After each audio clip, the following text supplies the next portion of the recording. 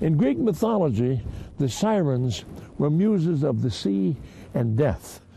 They lured passing sailors to their destruction. The beauty of their singing was so lovely that no one could resist it. Well, in many ways, Mount Washington holds the same allure for lots of people. They come here from all over the world to experience its challenge and its beauty.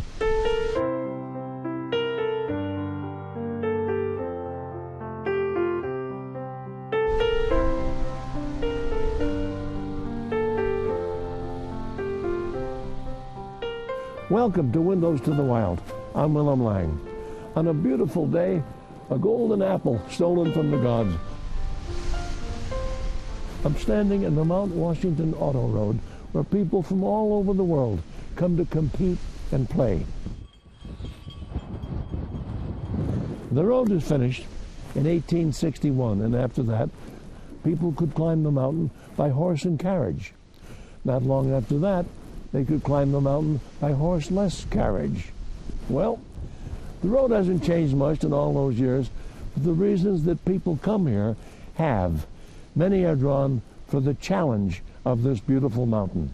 All right, go Purple Gateway! A little breeze here, that makes it real. We begin the first story in snow. 3, 2, 1. I love the snow. I love skiing. The snowier and colder, the better. Howie Weems has been moving people up and down the auto road for nearly 40 years. People say, do you ever get sick of driving up there? Never, ever get sick of driving up there. I love it when I can have an opportunity to go up on the mountain again. On this day, racers gather at the foot of the snow-packed road. Standing directly in front of them is their most feared competitor. All 6,288 feet of it. The thing that resonates with me on this particular event is the athleticism and the personal challenge that people can, put themselves through. And that's what it's all about for these folks is, can I test myself? It's this. It's the mountains. It's the people here. It's almost like a family. The auto road is located on the east side of Mount Washington. Take Route 16 north out of Jackson. You won't miss it. The winter weather on the mountain is a lot different from just about anywhere else. But when it comes to racing, it doesn't seem to matter much. We filmed 2 races in the snow. The ski, shoe, and fat bike to the clouds race. In this one where there's all 3 disciplines now, it's just really fun to see it all. The skiers and snowshoers and now fat bikers. It's fabulous. And the auto road backcountry race. I get really pumped up on race days because it's like there's energy and it's fun and people are here having fun. Competitors crowd the start line. 3, 2, 1, go! It's all uphill from there. They ski, pedal, and power their way to the mountain. Once they finish, it's all downhill.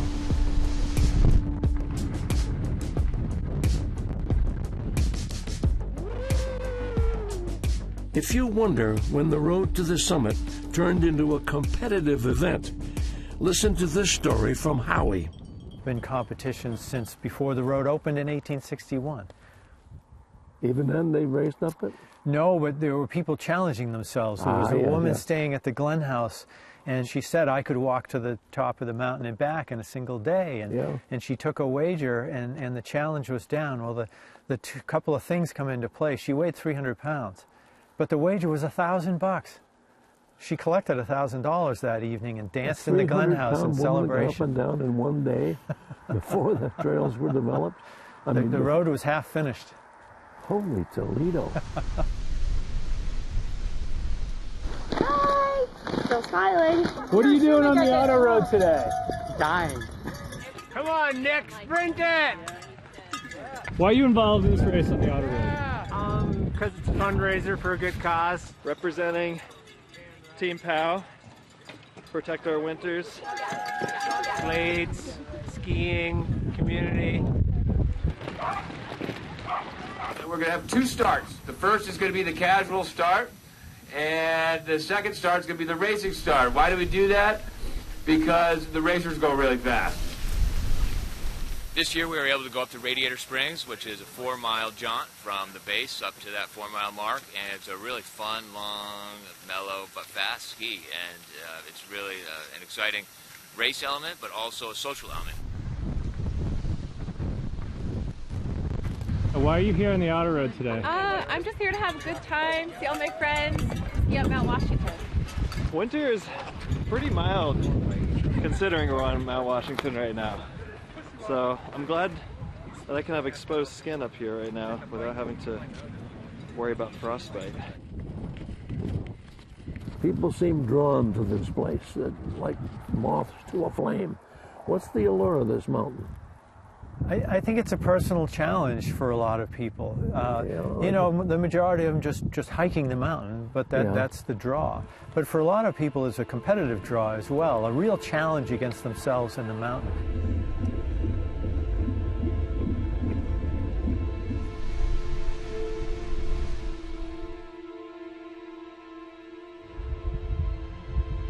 Once the snow is gone from the mountain, other competitors move in. There's a foot race in early summer. Cyclists race 2 months later. What is it that intrigues you about the Mount Washington race? The hill, the mountain. Sean Snow has hiked Mount Washington. Racing to the summit on a bike will be a very different experience. I'm anticipating a lot of leg burn. Anticipating hopefully a little bit of beauty on the way.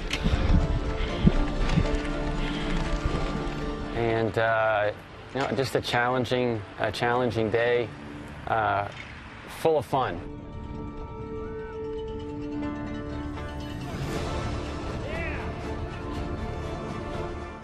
Sean's no stranger to hard work. He's a triathlete who competes in Ironman competitions around the world. It's nothing to do really with the with time or placement or it's the race. It's legendary. You know, it's one of the toughest hill climbs in the world, and you know, the weather's unpredictable, the mountain's unpredictable, and it's the you know, the anticipation of getting up that thing. Here we go, baby. Time to have some fun. Other than Sean's desire to compete, there's a more personal reason Mount Washington drew him here. I had a dear friend from New Hampshire that had passed in a mountain bike accident this past October, and Rye was a huge part of this race for many, many years, and this was always the #1 race that he would train for, and just when he talked about this race, he floated on the clouds, and so this is my opportunity to give back to Rye and the passion that he's brought to this race, and hopefully I'll be flying on the clouds with him.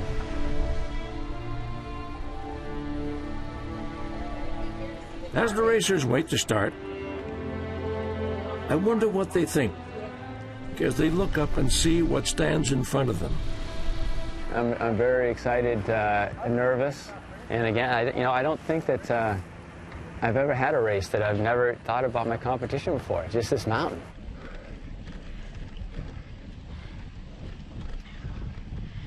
It is me against the mountain. I have one competitor, and that's Mount Washington.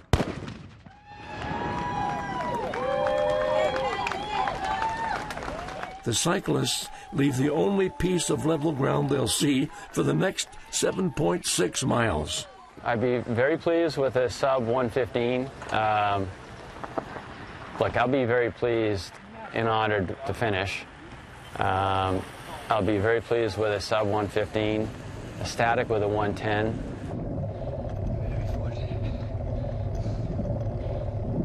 We'll be back on the mountain with Sean. In the meantime, I take you back 2 months to a race that draws competitors from around the world. Hey, we are off and running. Enjoy this little downhill. The foot race to the clouds is so popular that you need a bit of good luck to get in. The foot race is a lottery because it's so popular. About twice as many people try to get in as we can take. I've done it multiple times, but this is the first time with my new titanium hips. Paul Charest is a veteran of this race. His determination is impressive. A year ago, I was walking with a walker, and this is awesome. Yeah, this is great. So, how many times have you run the race? This might be my 5th or 6th. Awesome. Thank you.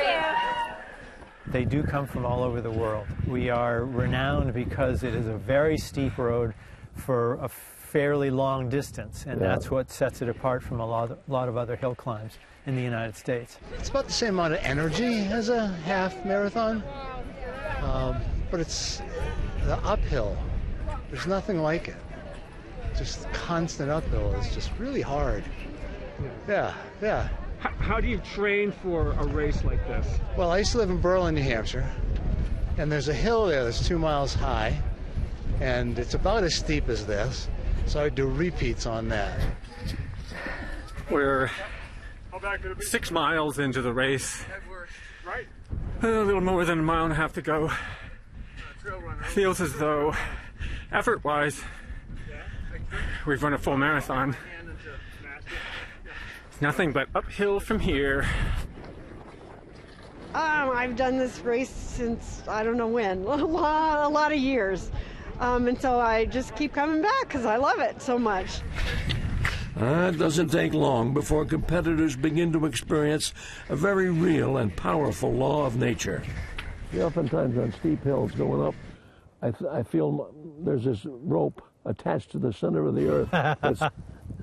Well, it is. It's called gravity. That's what you're overcoming. Every step of the way, you're overcoming gravity. And it's a law, not a theory. And it is a law. It is a physical challenge. And I've done actually a lot of Ironman races too, so I know that I like to push myself, but this one I'll always keep coming back to. Hopefully there will be a lot more years. You're on top of the world here. It's the worst weather in the world. And when you're up here, you can see for so many miles, you can see Canada from up here. I've met some amazing people. Mary Lou and I have met because of Mount Washington. And we have maintained our friendship for 3 years now. And you meet some amazing people. It's just the people that run this mountain are a unique group. You have to be, I think, to do something like this. Now, if you want to compete on the Mount Washington Auto Road, you need a support team. Someone with a car to haul you back down. It's required.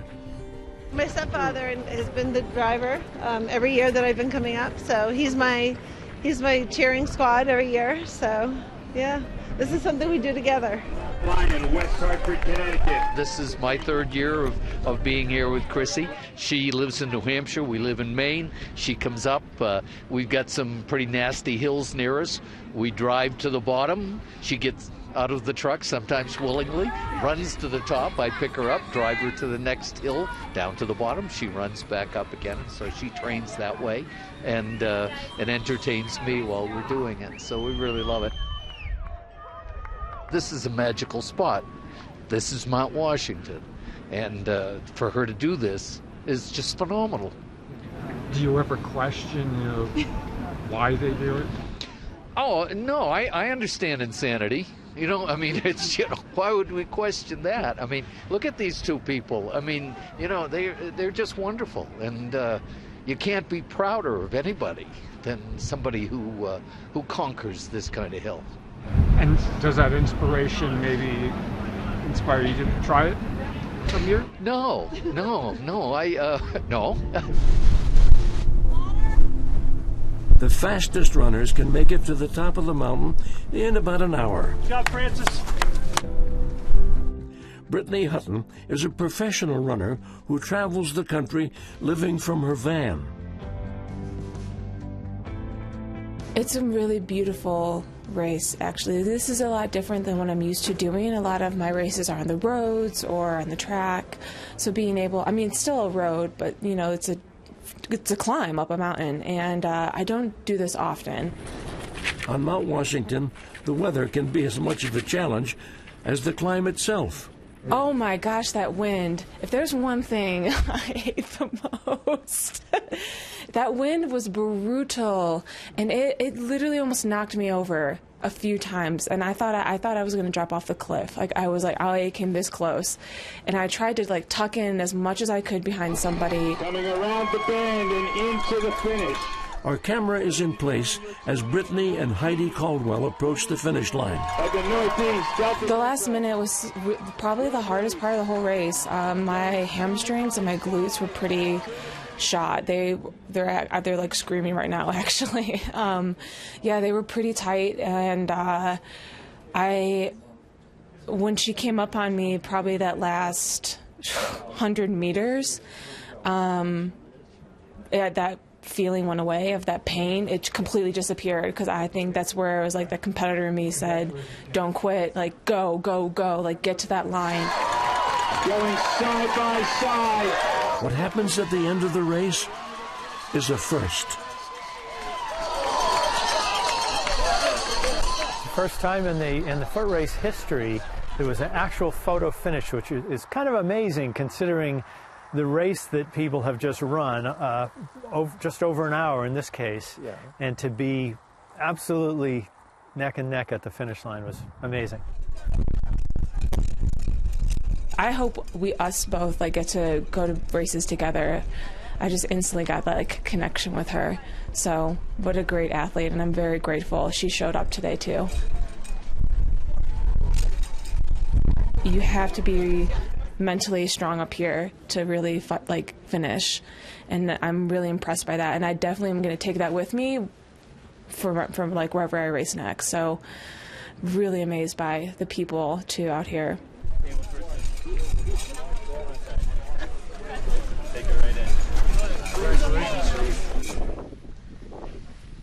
Long after most of the runners pack up and head down the hill, we come across competitor number 95, George Etzweiler.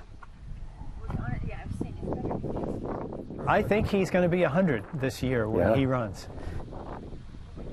And he has been with us for a number of years, setting age group records along the way, the older he got. He's an amazing fellow. I read his training regimen, which is very impressive. Yeah. He runs the whole mountain 2-3 times a week, not this one. Right, he's got a bunch of elderly running buddies, and they're out there all the time. And he's got a trainer. That's amazing. That's amazing.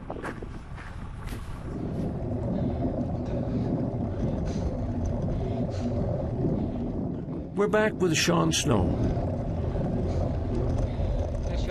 At 8 o'clock this morning,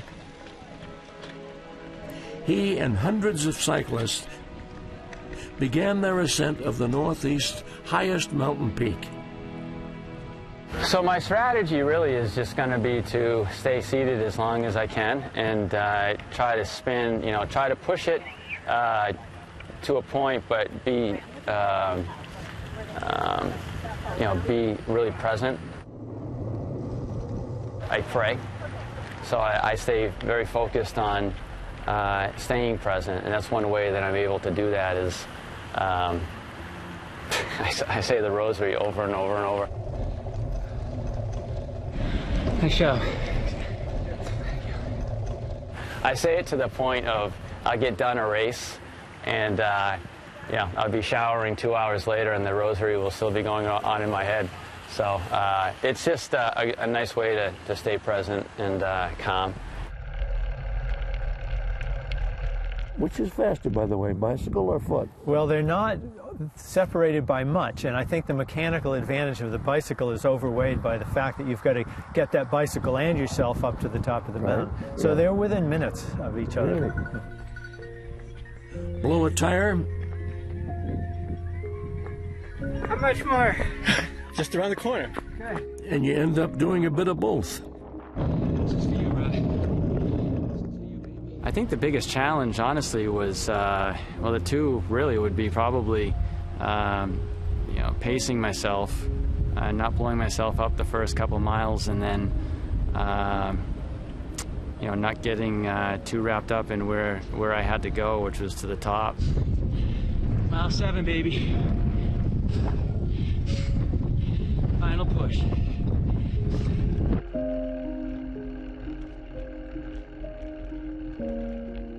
And what was that feeling like, because you couldn't see the summit?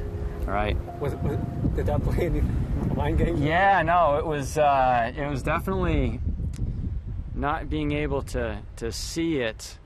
It definitely was a challenge, but by the same token, not being able to see it and not knowing how much further I had to go was actually kind of a bonus. So I would have really liked to have had you know, that last quarter, you know, be beautiful and clear. But in some ways, it was a blessing in disguise based on how I was feeling at that point, knowing it was just staying present. You know, that's the biggest thing I think about this, about climbing that and having done it and wanting to do it again often. I can tell you I'm hooked.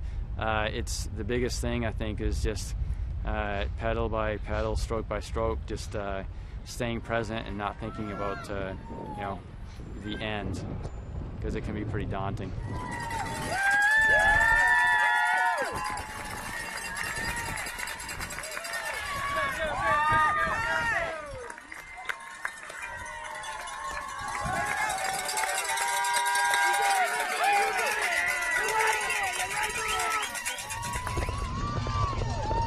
Even though we can't see the finish line,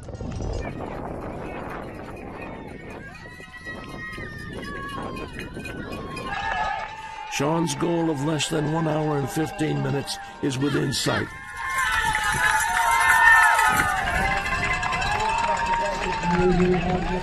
He comes close. Going slow. Going slow.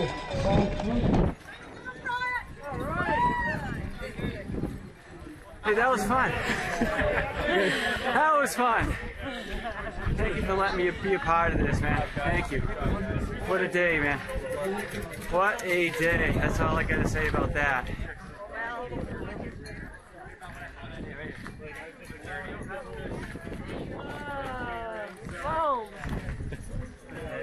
What do you think of Dad? Proud of him. Very proud.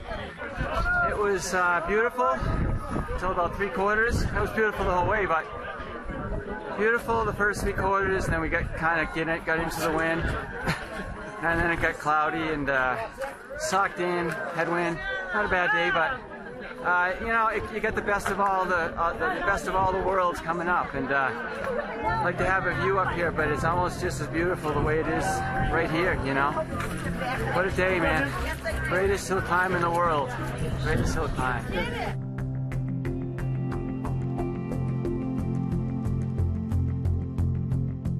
You know, I live in New Hampshire, and I've always dreamed of coming up and doing this.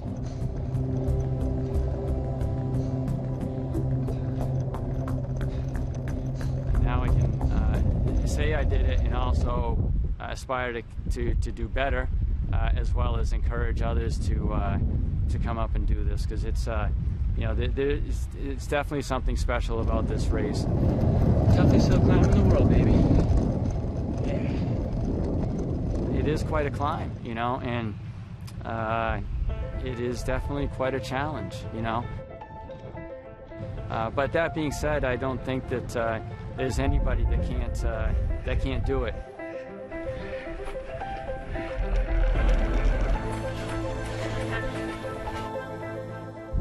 you put your mind and your passion towards it, you know, it's there for the taking, you know.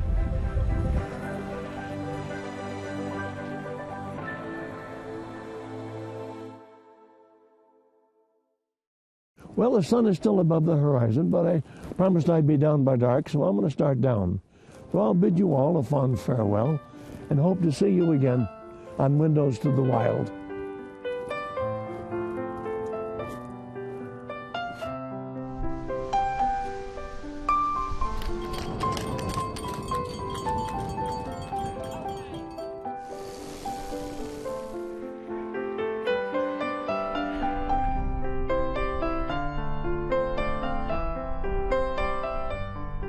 Support for the production of Windows to the Wild is provided by the Alice J. Reen Charitable Trust, the Fuller Foundation, the Gilbert Verney Foundation, and viewers like you. Thank you.